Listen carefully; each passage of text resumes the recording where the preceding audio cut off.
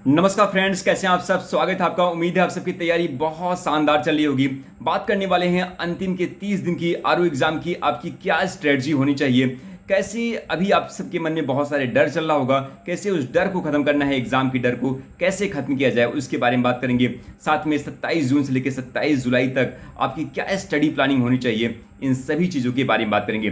पहली चीज़ फ्रेंड्स की, अभी आपके मन में डर चल रहा होगा कि आरओ एग्जाम में 10.5 लाख लोगों ने फॉर्म डाला है और इतना ज़्यादा कंपटीशन है, कैसे एग्ज़ाम क्रैक होगा। तो फ्रेंड्स, आपको भीड़ नहीं देखनी है, बस आपको अपनी तैयारी देखनी है कि आपकी तैयारी कैसी है। और उसको लेके आपको 3 टेस्ट देने हैं, 3 बैक टू बैक आपको टेस्ट देना है। और फ्रेंड्स, कल या परसों जब भी आपको मौका मिले आप ज़रूर टेस्ट दीजिए, 3 टेस्ट। और 3 टेस्ट आपको देना है और उसमें ये देखना है कि क्या आपकी स्कोर जो है तीनों टेस्ट में, क्या आपकी स्कोर 120 से 130 के बीच में आए हैं या नहीं आए हैं। अगर आपके स्कोर 120 से 130 के बीच में आ रहे हैं तो आपको डरने की बिल्कुल ज़रूरत नहीं है।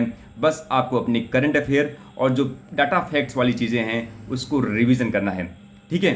तो आपको डरने की ज़रूरत नहीं है, बस आप खुद को टेस्ट करिए, क्योंकि आपने पढ़ाई बहुत किया है, इतने दिन से आरओ एग्जाम की तैयारी कर रहे हैं। तो आप 3 टेस्ट बैक टू बैक दीजिए। और इसके बाद अगर आपके स्कोर 120 से 130 के बीच में आ रहे हैं तो आपको डरने की बिल्कुल ज़रूरत नहीं है। लेकिन अगर आपके स्कोर 100 से लेके 110 के बीच में आ रहे हैं तो आपको बेसिक चीज़ों का जो है रिवीजन करना पड़ेगा, साइंस का, पॉलिटी का, हिस्ट्री का। तो इस जो बेसिक आपसे कुछ जो सिली मिस्टेक्स हो रहा है उसको आपको जो है रिवाइज करना पड़ेगा, ठीक है। तो डर को ख़त्म करने के लिए यही है कि आप सीधा एग्ज़ाम मोड में आके एक बार टेस्ट दे के अपना स्कोर ही चेक कर लीजिए। अगर आपके स्कोर 120 से 130 के बीच में आ रहे हैं तो आपको डरने की बिल्कुल ज़रूरत नहीं है। अभी भी आपके पास 30 दिन का समय है और उसको आप रिवाइज कर लीजिए, ठीक है। तो डरने की ज़रूरत नहीं है, खुद को टेस्ट करना है। अगर टेस्ट में सफल हो गए, अगर घर में आप जीत रहे हैं तो बाहर भी जीतेंगे, बस थोड़ा विश्वास बना के रखिए। बात करने वाले हैं कि आपकी स्टडी जो है प्लानिंग क्या होनी चाहिए।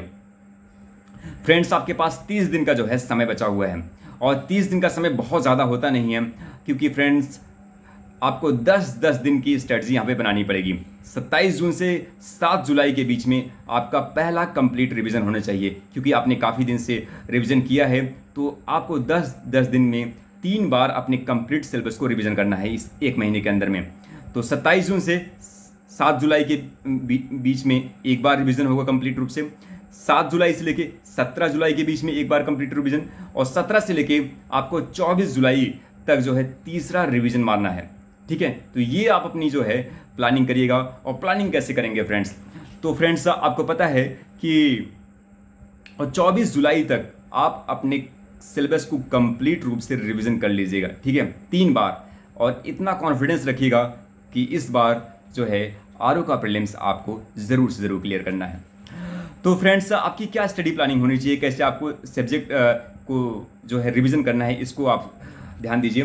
पहली चीज़ फ्रेंड्स कि आपको जो है जो 6 जो आपके मेजर सब्जेक्ट हैं, जिसमें आपका पहला हिंदी, दूसरा history, geography, science, UP special, और इसके बाद फ्रेंड्स करंट अफेयर, जो आपकी ये 6 मेजर सब्जेक्ट हैं, इसको आपको एक तरीके से प्लानिंग करना पड़ेगा। जैसे मान लीजिए आपको जो हिंदी है, हिंदी में जो आपके 6 टॉपिक है जहाँ से आपके क्वेश्चन पूछे जाते हैं, तो फ्रेंड्स आपको यहाँ पे डेली जो है एक टॉपिक को उठाना है। जैसे आपने आज जो है विलोम को उठाया, तो विलोम से रिलेटेड जितनी भी आपकी चीज़ें हैं उसको आप पढ़िए, उसके पीवाईक्यूज को हल करिए। तो एक टॉपिक, हिंदी का एक टॉपिक उठाइए और एक दिन में कंप्लीट खत्म करिए, और ऐसा खत्म करिए कि इसमें 10 में 10 क्वेश्चन आपका सही हो, ठीक है। एक दिन आप जो है विलोम उठाइए, एक दिन आप पर्यायवाची उठाइए, एक दिन आप शुद्धि अशुद्धि उठाइए। तो एक दिन का टारगेट रखिए कि आज मुझे जो है 10 नंबर जो है पक्का कर लेना है अपना, ऐसे करिए सर, ठीक है। तो एक एक टॉपिक को, हिंदी को चूज़ करिए एक दिन में, और 6 दिन में आप जो है ऐसी तैयारी करिए कि वो जो है 55 से लेके 55, 56, 57 क्वेश्चन आपका सही हो जाए। और ऐसे फ्रेंड्स बात करेंगे आपका करंट अफेयर क्योंकि फ्रेंड्स आप साल भर उतना पढ़ते नहीं हैं और एग्जाम जब पास आता है तब आप अच्छे से पढ़ाई करते हैं।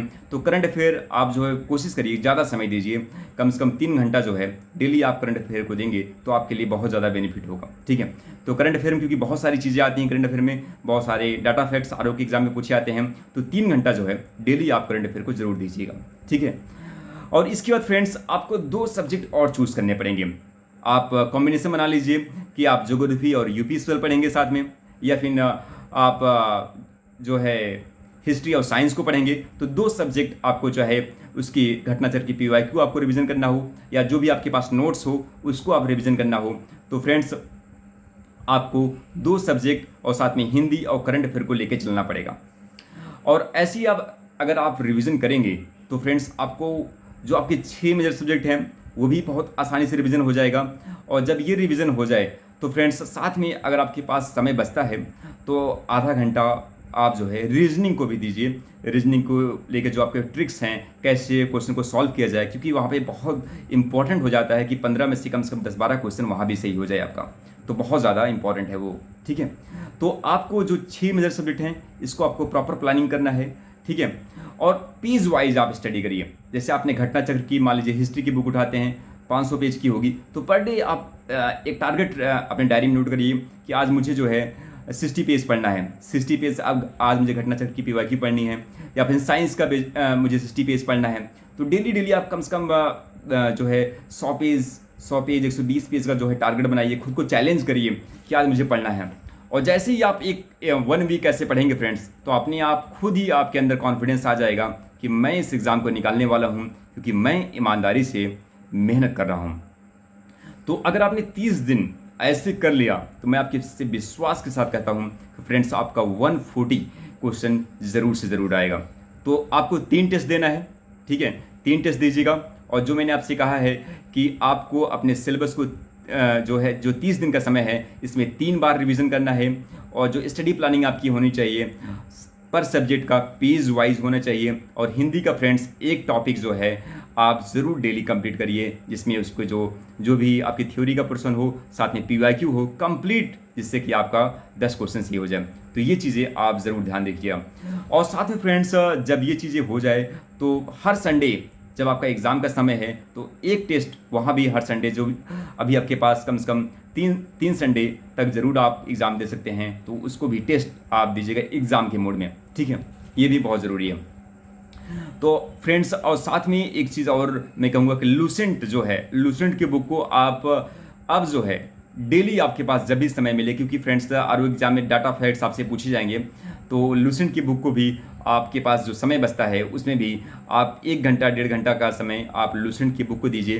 क्योंकि आपने कई बार पढ़ा होगा लूसेंट की बुक को, बहुत जल्दी खत्म हो जाएगा, जिससे कि आपको लास्ट में जो है प्रेशर ना आए कि मुझे लूसेंट भी पढ़ना है। तो धीरे धीरे ये भी आपका खत्म होना चाहिए। ठीक है, तो इसको आप ध्यान देंगे तो आपका जो चीज़ें हैं आसानी से रिवाइज हो जाएगा। And thank you so much friends, और रिवाइज करिए, इस बार आपको आरओ का प्रीलिम्स निकालना है। And thank you so much friends, मिलते हैं नेक्स्ट वीडियो में।